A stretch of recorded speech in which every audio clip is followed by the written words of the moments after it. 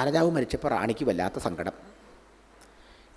ഈ കാട്ടിലെ ഒറ്റയ്ക്ക് ഞാനെങ്ങനെ കഴിയാലേ? ഈ മഹാരാജാവിനെ പിരിഞ്ഞ ആ സങ്കടം കൊണ്ട് അവൾ വല്ലാതെ പൊട്ടിക്കരഞ്ഞു. കുറേ നേരം ആ ശവശരീരത്തെ കെട്ടിപ്പിടിച്ച് അങ്ങനെ സങ്കടപ്പെട്ടുകൊണ്ടിരുന്നു. പക്ഷേ എന്താ പറഞ്ഞിട്ട് കാര്യം? മരിച്ച ആൾ തിരിച്ചു വരില്ലല്ലോ. അവസാനം അവൾ തീരുമാനിച്ചു, ഇദ്ദേഹം ഇല്ലാത്ത ജീവിതം എനിക്കിനി വേണ്ട. അതുകൊണ്ട് ഇദ്ദേഹത്തിൻ്റെ ശവശരീരം അഗ്നിയിൽ കൊണ്ടുവച്ച് തീ വിറകൊക്കെ വെച്ച് അതിൽ വെച്ച് അത് തീയിട്ട് സ്വയം താനും അതിൽ ചാടി മരിക്കാം എന്ന് ജീവിച്ചുകൊണ്ട് നേരെ തീ ചാടാനൊരുങ്ങി അവൾ. ആ സമയത്തുണ്ട് ഒരു അപരിചിതനായ ഒരു വയസ്സൻ ബ്രാഹ്മണൻ അവിടെ വന്നു, വടിയൊക്കെ പിടിച്ചുകൊണ്ട്.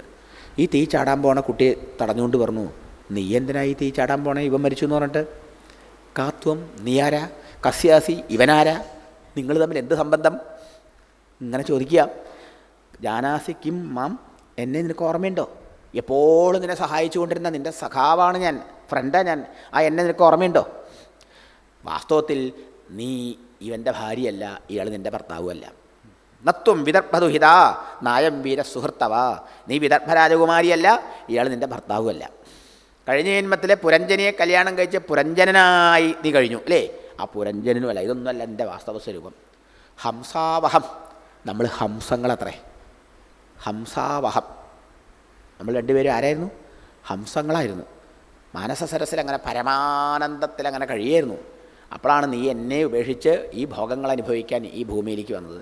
അന്ന് മുതലാണ് നിനക്ക് ഈ കഷ്ടപ്പാടും ഈ അനർത്ഥങ്ങളൊക്കെ വരാൻ ഇടയായത്. കുട്ടി ചോദിച്ചു, ഞാൻ പിന്നെ ആരാ? നീ ആരാന്നോ? നീ ഞാനാ, ഞാൻ നീയുവാ. അഹം ഭവാൻ ന ചാന്യഃ, ഞാനും നീയും വേറെയല്ല, നമ്മൾ രണ്ടുപേരും ഒന്നാ കുട്ടി. ത്വമേവ അഹം, നീ തന്നെ ഞാൻ, ഞാൻ തന്നെ നീ. വിചക്ഷുഭോ, നല്ലോണം ആലോചിച്ച് നോക്ക്. നനൗ പശ്യന്തി കവയഃ, അറിവുള്ളവർ നമുക്ക് രണ്ടുപേർക്കും തമ്മിൽ അല്പം പോലും വ്യത്യാസം കാണുന്നില്ല. ഛിദ്രം ജാതു മനാകപി, അല്പം പോലും വ്യത്യാസമില്ലെന്ന് അറിയുന്നു.